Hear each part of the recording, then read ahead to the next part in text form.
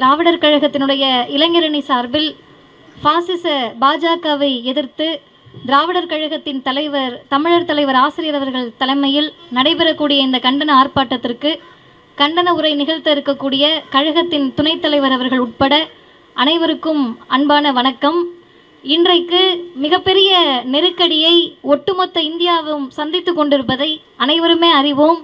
ஆங்காங்கே நிற்கக்கூடிய பொதுமக்களும் இந்த சாலையில் பயணிக்கக்கூடிய பொதுமக்களும் காவல்துறை அதிகாரிகள் உட்பட இன்றைக்கு பாசிச பிஜேபியால் எவ்வளவு பெரிய நெருக்கடியை சராசரி சாமானியர்கள் தொடங்கி அனைத்து நிலை மக்களும் சந்தித்து கொண்டிருக்கிறார்கள் என்பதை அறிவார்கள். எனவே மிக முக்கியமான காலகட்டத்தில் தமிழர் தலைவர் ஆசிரியர் அவர்களால் இந்த ஆர்ப்பாட்டம் அறிவிக்கப்பட்டிருக்கிறது.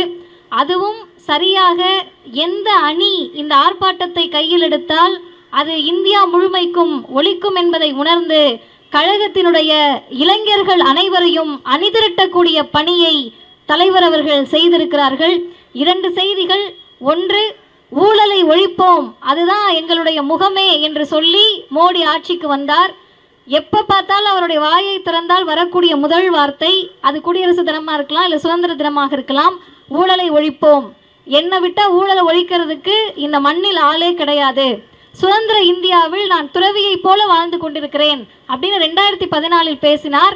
ஆனால் நேற்றைக்கு முதல் தினமும் நியூஸ் லாண்ட்ரி என்ற பத்திரிகையில் 335 கோடி ரூபாய் பெரு நிறுவனங்களிடமிருந்தும் கார்ப்பரேட்டுகளிடமிருந்தும் பிஜேபியும் பிரதமருடைய ஒப்புதலோடு தேர்தல் நிதி என்ற பெயரில் ஊழல் செய்திருக்கிறார்கள். ஊழலின் மறுபெயர் பிஜேபி தான், ஊழலின் மறு உருவம் பிரதமர் மோடி அவர்கள்தான் என்பதை மக்களிடத்தில் கொண்டு போய் சேர்க்க வேண்டிய தேவை இருக்கிறது. 2வது செய்தி, மற்ற கட்சிகளோ மற்ற அமைப்புகளோ இந்தியாவில் இருக்கக்கூடிய அரசியல் கட்சிகள் பிஜேபியை எதிர்ப்பது என்பது அரசியல் நோக்கத்திற்காக. ஆனால் திராவிடர் கழகம் பிஜேபியையும் பாசிசத்தையும் எதிர்க்கிறது என்பது பெரியாருடைய கண்ணோட்டத்தில் தமிழ்நாடு ஒருபோதும் மதவாதத்தை ஆதரிக்காது என்ற கண்ணோட்டத்தில் நம்முடைய எதிரிகள் RSS சங்க பரிவார் கூட்டங்கள். காரணம், அவர்கள் மனித குலத்திற்கு எதிரிகள்.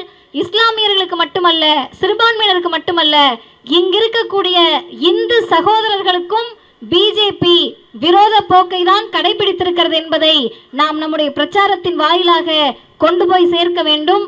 2024 நாடாளுமன்ற தேர்தலில் பாசிச பிஜேபியை இப்படி ஒரு கட்சி இந்த அளவிற்கு தோல்வியை சந்தித்ததே இல்லை என்று சொல்லக்கூடிய அளவிற்கு இந்தியா கூட்டணியுடைய வெற்றி அமைய வேண்டும்.